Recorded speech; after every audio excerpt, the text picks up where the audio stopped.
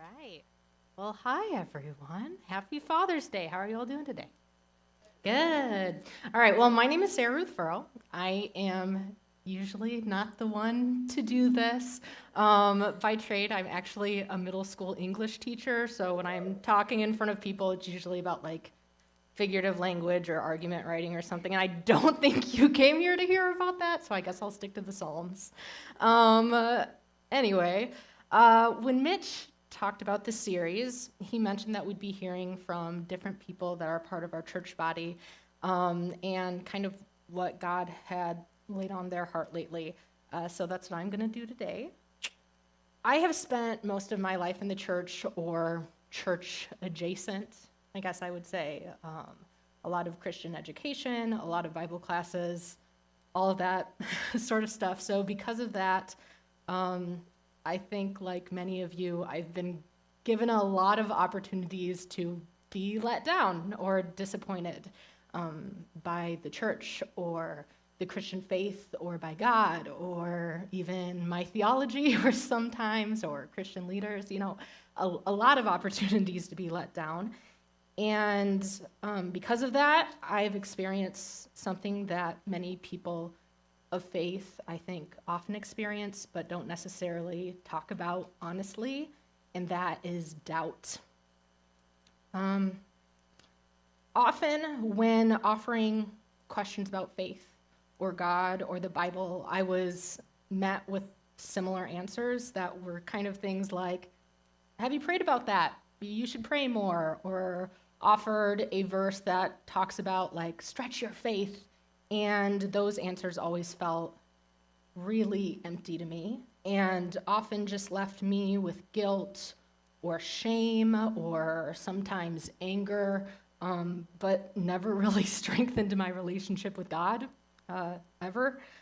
So when looking through the Psalms and looking for what I was going to talk about today, I was really validated when I realized that many psalmists express their doubts and their frustration with God, which is how I landed on the psalm that we're going to be talking about today, which is Psalm 77, and how doubts can lead to a more intimate relationship with God. So before I get started, I'm going to read that psalm. It is 20 verses long, so bear with me. There is a lot of good stuff there. If you want to follow along in your Bible app or with your Bible or whatever, I'm going to read the ESV version, but it is up to you.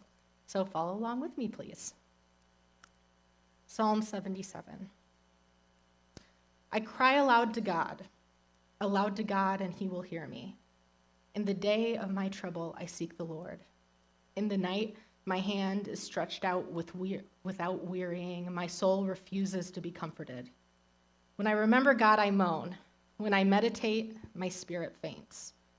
You hold my eyelids open. I am so troubled that I cannot speak. I consider the days of old, the years long ago. I said, let me remember my song in the night. Let me meditate in my heart. Then my spirit made a diligent search. Will the Lord spurn me forever and never again be favorable? Has his steadfast love forever ceased? Are his promises at an end for all time? Has God forgotten to be gracious?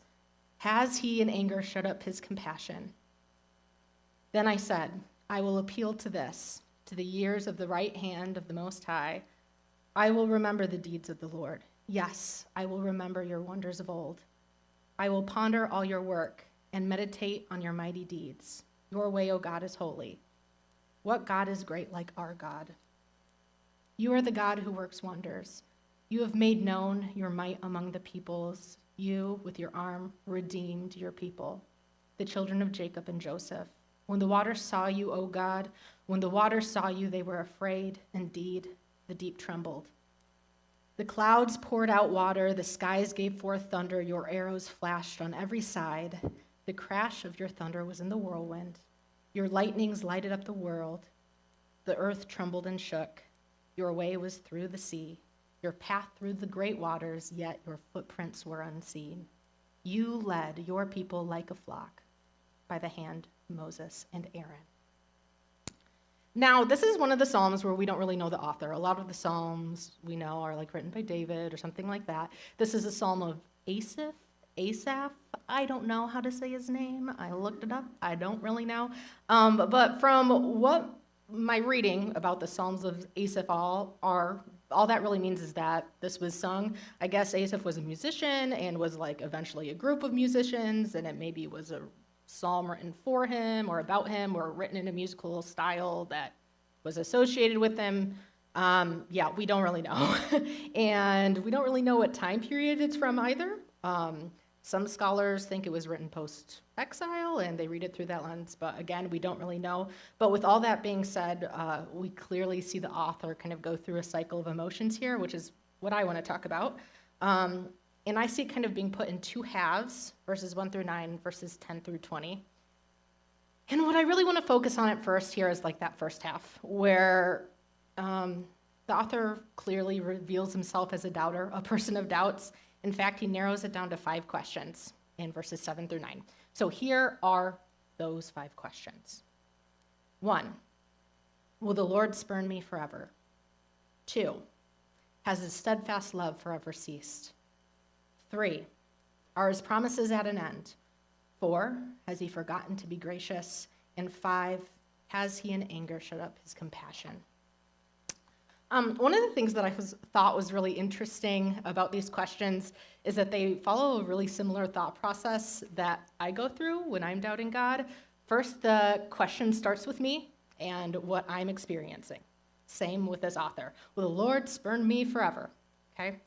And then through that question, the doubt starts spiraling kind of out of control and into God's character. Is he no longer gracious? Is he angry? All that sort of stuff. So looking at these questions, as an outsider, I can sum up the doubts he is feeling kind of in one question. I looked at these and thought, okay, what is the psalmist really dealing with here? And this is the question that I think kind of sums it all up. It says, is our God still good, and does he care about me and my life? I'm going to read that one more time. Is our God still good, and does he care about me and my life? Is this a question you've asked yourself? Is this a doubt you've had? Because it's definitely one that I've had, and as illustrated in this verse, it's one that's been asked like for thousands of years. And I'm going to be honest, it's a question that I ask a lot. I often ask, is God still good? When I'm, sitting in an active school shooter drill with a bunch of 12-year-olds, I ask, is God still good? When, news breaks about widespread abuse in like churches and organizations, is God still good? It's really hard to watch the news some days and not ask, so is God still good? However, when meditating on this, I realize that a lot of the times I ask these questions when I'm experiencing something in my own life, just kind of like the psalmist does, right? Is the Lord spurning me? I ask it when something is happening, when I'm questioning his presence in my life.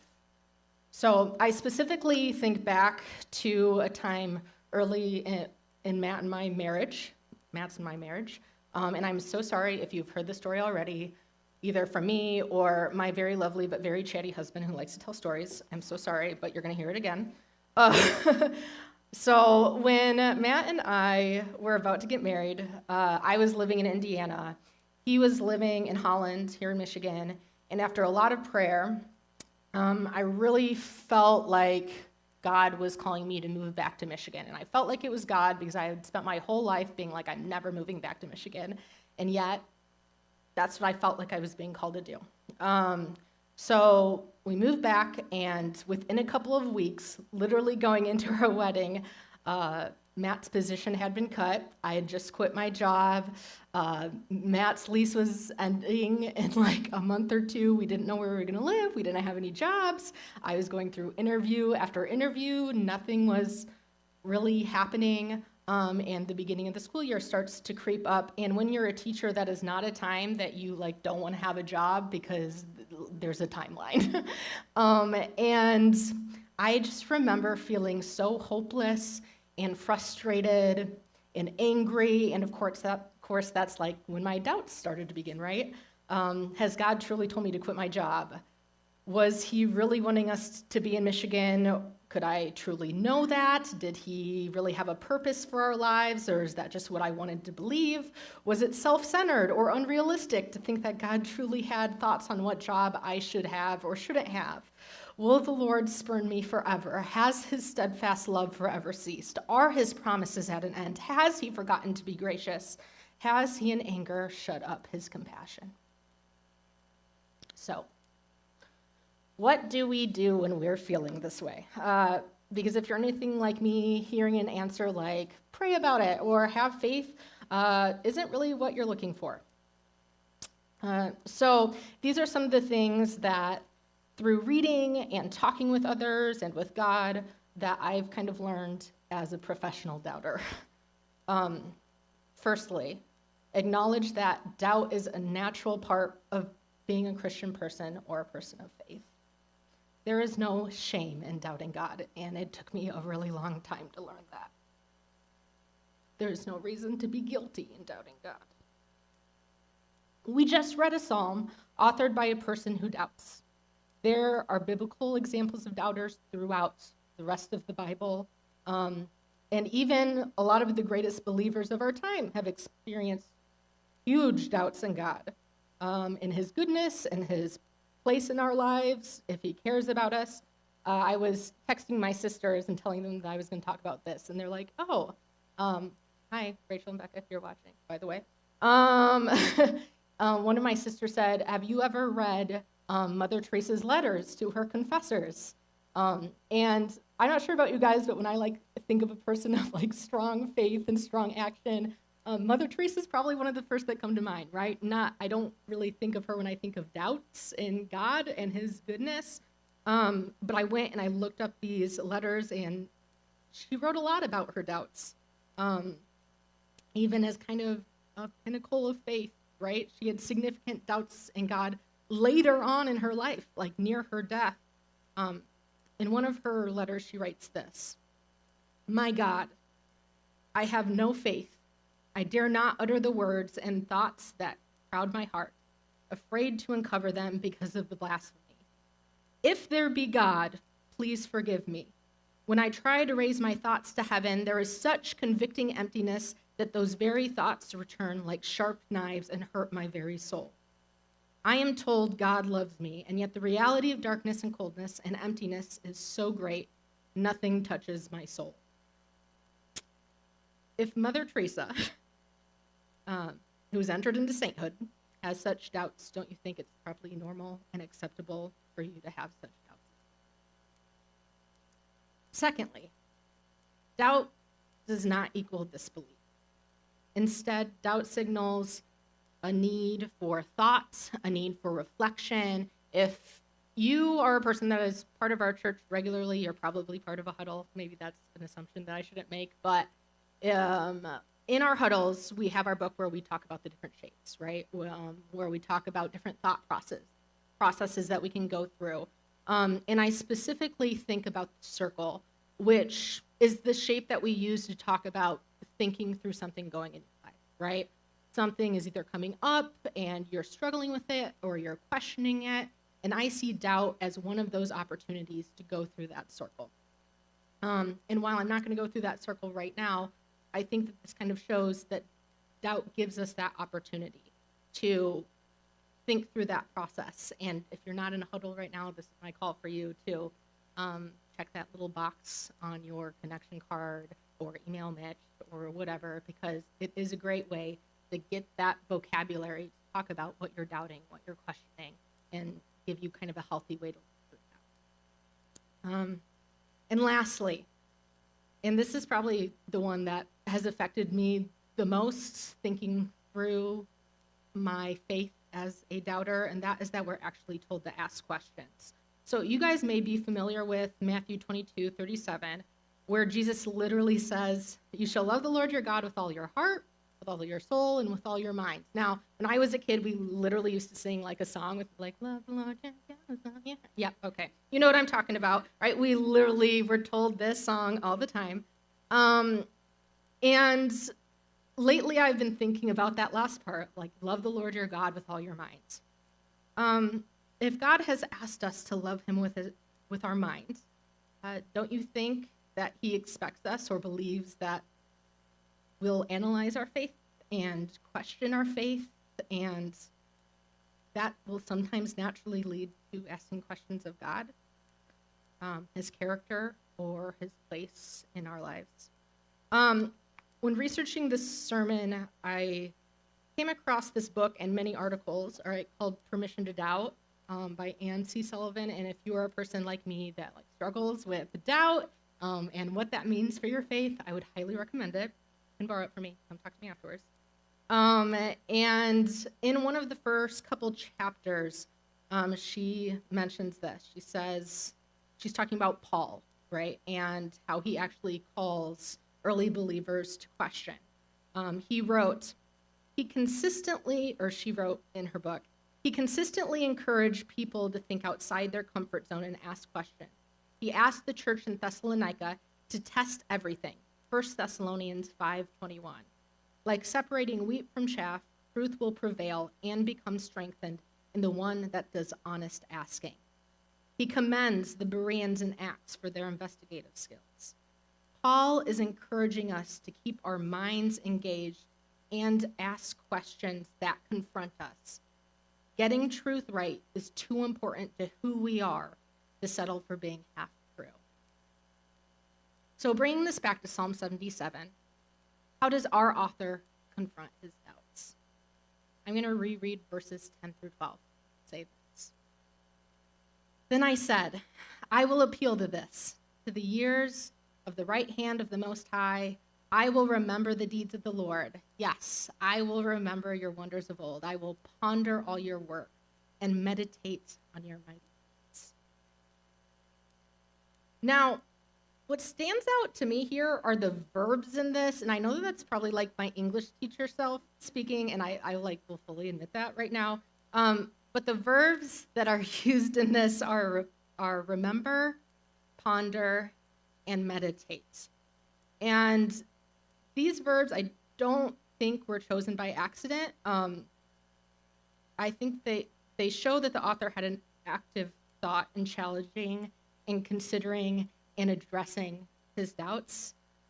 I don't really think a simple pray about it or stretch your faith would have answered his questions at all.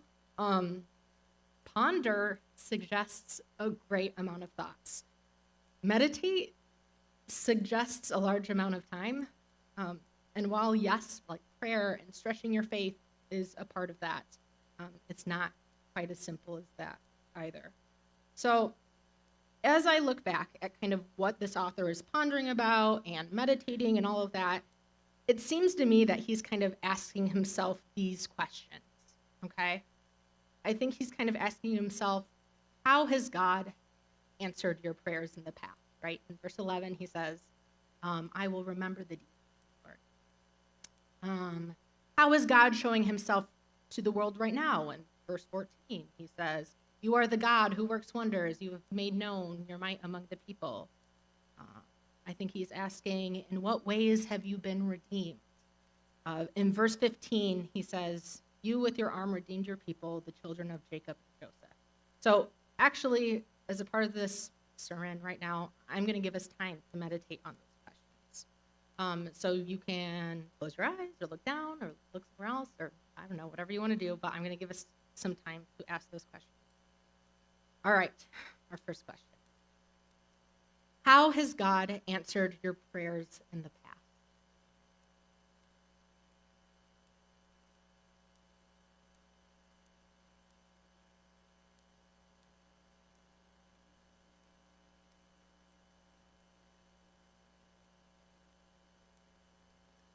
How is God showing himself in the world right now?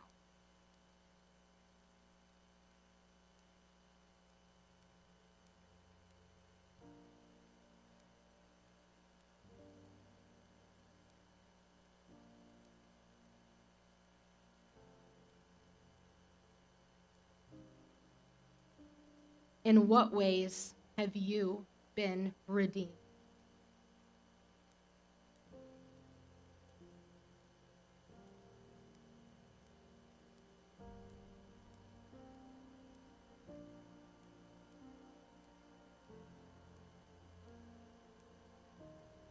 Okay, I'm gonna keep talking. Move on.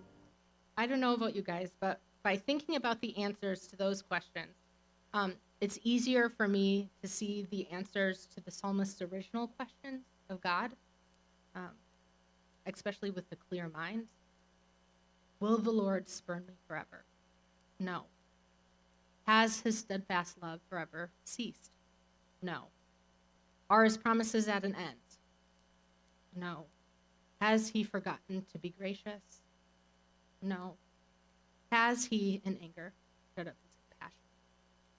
No. So we look at the psalm and the psalmist, and we recognize that he struggles with doubt. But I think some people may say, like, hey, this was many years before Jesus entered into our narrative, right? Jesus was the answer to all these questions. Jesus was God's promises and his intentions made clear. There is no need to doubt anymore.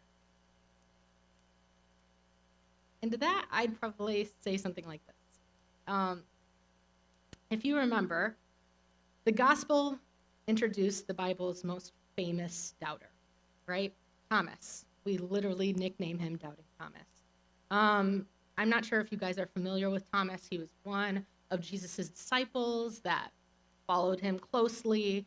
And after Jesus's resurrection, everyone is kind of talking about how, yeah, Jesus is back. And this is what happened. So I'm going to read John 20, 25 through 29.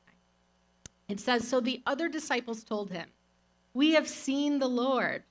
But he said to them, unless I see in his hands the mark of the nails, and place my finger in the mark of the nails, and place my hand into his side, I will never believe. 8 days later, his disciples were inside again, and Thomas was with them. Although the doors were locked, Jesus came and stood among them and said, peace be with you.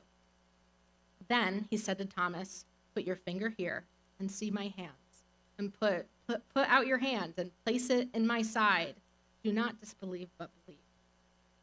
Thomas answered him, my Lord and my God. Jesus said to him, have you believed because you've seen me? Blessed are those who have not seen and yet have believed. Well, Jesus blesses those who have the faith to believe without proof. Jesus does not blame Thomas. Jesus does not guilt Thomas or shame Thomas. Instead, he immediately offers proof that is needed for Thomas. By asking questions, Thomas actually becomes more intimately aware of truth. He touches Jesus' wounds. His questions did not lead him to walking away from his faith, but instead, by embracing and looking for answers to his doubts and his questions, he gets a deeper and multi-sensory experience of the resurrection that the other disciples did not, which only solidified his faith. If something is true, the answers to your questions will only support the truth. So, as I reflected on my history of doubt, specifically the story that I was mentioning earlier from the start of our marriage, I went back and was kind of reading things that I wrote at the time, looking at things that were going on in my life at the time, and I wanted to share something I wrote on August 24th, 2017, which was at the end of that summer. This is what I said. We left camp feeling discouraged for our future, as after many interviews and near 20 job applications, nothing seemed to work out. Hardest for me, I had to swallow my pride and admit that perhaps we'd have to move back in with parents, as I had taken so much stock in the fact that this was something I never had to do after college. Last week, I got a call for an interview in the Kalamazoo area. We were thrilled but nervous, knowing that this would likely be the last opening before school started. On my drive from Holland to Kalamazoo, I lifted the situation in prayer, and God gave me one image repeatedly. Samuel going down the line of Jesse's sons, God telling him that all these strong young men were not meant to be king. Meditating on this, I found the Lord telling me that the Lord will deliver us a David in this job situation. All these other jobs were merely his brothers, and in this we found peace. Friday morning, I had the interview. Friday evening, I was offered the job. Today, I signed my papers. Thus far, the Lord has helped us.